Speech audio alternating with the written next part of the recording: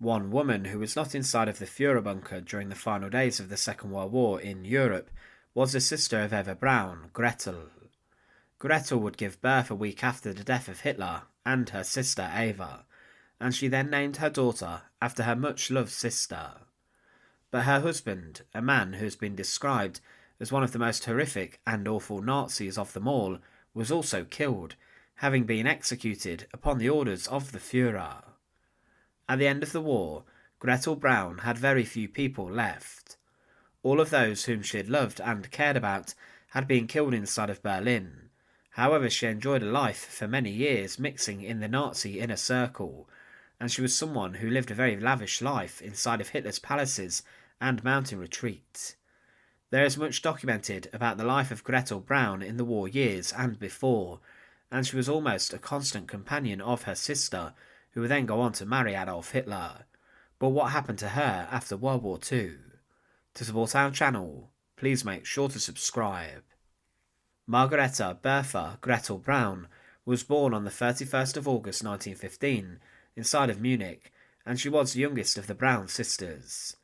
As a young woman, she attended school but dropped out at the age of 16, and she worked as a clerk for a photography company of Heinrich Hoffmann, who would become the official party photographer for the Nazis and the personal photographer of Adolf Hitler. Eva Braun was also employed in Hoffmann's studio, and it was through this link that she first met Hitler. After meeting Hitler in the studio for the first time, the Braun sisters' lives would be changed forever. Hitler would attempt to woo Eva Braun, especially, who was described as a pretty, empty-headed blonde with a round face and blue eyes, and he would then pay for a 3-bedroom flat for Eva and Gretl Braun to stay in, and Hitler would then visit. Their father was not very happy with this, and he even wrote to Hitler to complain about the fact that the Führer was much older and was intervening in the lives of his daughters.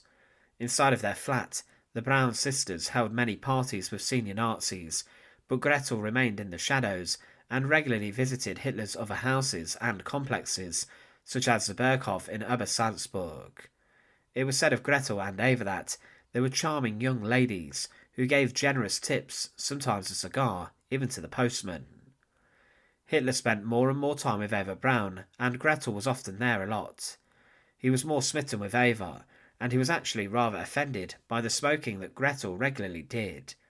He said during one time to her that, "Give up cigarettes and I'll give you a villa," but Gretl replied with, "My Führer, a villa would be a great joy to me, but only one, whereas smoking gives me 20 little satisfactions every day, satisfactions that last and multiply." She was regularly attending gatherings at the Berghof, and she spent much time flirting with other men who came along to the inner circle meetings. For some reason, Adolf Hitler tried to find Gretl Braun a husband. He considered Heinz Hoffmann, the son of Heinrich Hoffmann, his photographer. However, Gretl did not find him attractive, and she actually began to see an American diplomat. This ended shortly after, and she then began to see Hitler's adjutant, Fritz Darges. One of Hitler's secretaries stated of this that Gretl Braun was in love with Fritz Darges too, but a love affair with her was a little too dangerous and not private enough for young Fritz, so he hadn't been able to make up his mind. Darges would suspiciously be sent to the Eastern Front suddenly to fight the Red Army. Presumably Hitler did not approve of the match. Hitler then tried to persuade Walter Huel, a close friend, to marry Gretl, but Huel did not like the idea at all. It was claimed that Hitler promised Huel that after marrying Gretl, he would appoint him ambassador in Rome. Hitler was so angry when Huel married someone else, he banished him from his presence.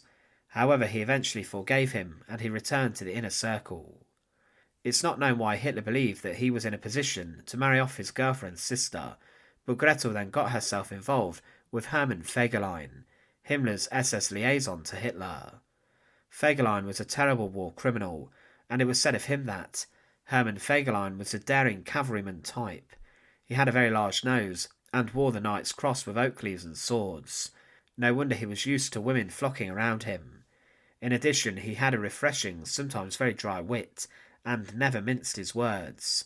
He went to Bormann's nocturnal parties, drank to the health of all the important men there, and all the women were at his feet. Those who were not his friends were his enemies, until he was firmly in the saddle. He was clever but ruthless, and had some very attractive qualities, such as the honesty with which he admitted that at heart he was a terrible coward. Fegelein has also been described as one of the worst SS war criminals, and he was someone who oversaw a huge amount of war crimes and slaughter on the Eastern Front. Fegelein was probably more attracted to Gretl due to her position as the sister of the Führer's girlfriend, rather than her looks or her personality. The pair got married on the 3rd of June 1944, and it was said that Gretl Braun was, as one would say today, sexy, and Fegelein might have been thinking of the advantages of one day being Hitler's brother-in-law. Thus the marriage took place and was celebrated as a great occasion on the Elbe Salzburg and in the tea house on the Kehrstein. The marriage was one of the last huge Nazi party celebrations before the war would turn against the Nazis, and Fegelein was someone who was not afraid to make his wife jealous. He would dance with Eva Braun, his sister-in-law, and their movements were rather, let's say, intimate, and many thought that Eva Braun held some romantic feelings for her brother-in-law. Fegelein did have many affairs, and the marriage was not very happy. 3 days after the wedding, the Normandy landings took place, and Hitler left for his military headquarters a month later, and he never went back to the Berghof.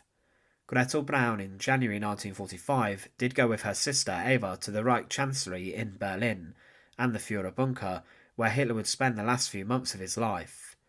Eva and Gretl then went back to the Berghof on the 9th of February 1945, but Eva later returned back, alone, to Berlin. Gretl Fegelein was pregnant, and she spent months inside of Hitler's mountain retreat, taking it easy until she gave birth.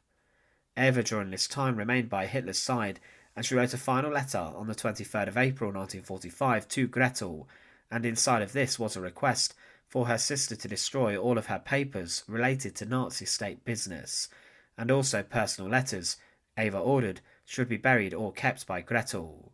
Still today, none of these documents have ever been found.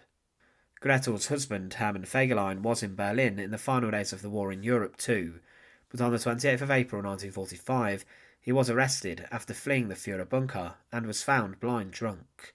He was later shot for desertion after Hitler had found out that Heinrich Himmler, the head of the SS and Fegelein's boss, was attempting to surrender to the Western Allies. The body of Hermann Fegelein, interestingly, has never been found after he was shot inside the Reich Chancellery garden. Hitler would marry Eva Braun on the 29th of April also, making Gretl the sister-in-law, technically, of the Führer, but only roughly for around 40 hours, as on the 30th of April 1945, both Eva Braun and Adolf Hitler died inside of his study in the Fuhrerbunker. Gretl Braun was informed about her sister's death, and she knew that when she returned to Berlin that it was likely she would never see her again. On the 5th of May 1945, she did give birth to a daughter, Eva Barbara Fegelein, the niece of Adolf Hitler. After the end of the Second World War, Gretl Braun cut off contact with her family, and she later remarried a man named Kurt Bellinghoff in February 1954 in Munich. She returned to live in Bavaria as the Nazi Reich was being dismantled, and many of her friends were tried or imprisoned, and some were even executed. Gretl and Eva's father later revealed that he was against his daughter's relationships or involvement with Hitler and the Inner Circle, and he accused the Führer of taking advantage of Eva and Gretl, practically grooming them, bringing them into his dangerous life. In 1971, Gretl's daughter, who was known as Little Eva after her aunt, died by ingesting poison after her boyfriend was involved in a fatal car crash. In the later 1970s, she was tracked down by one of her cousins, who revealed that she was living in a small town named Steingarten, close to Munich, and that she had Alzheimer's. On the 10th of October 1987, Gretl Braun died at the age of 72. She had never since the end of the Second World War spoken publicly about her relationship with Hitler or the Inner Circle, and it's not known if she was remorseful for the actions of the group of war criminals that she was closely associated to.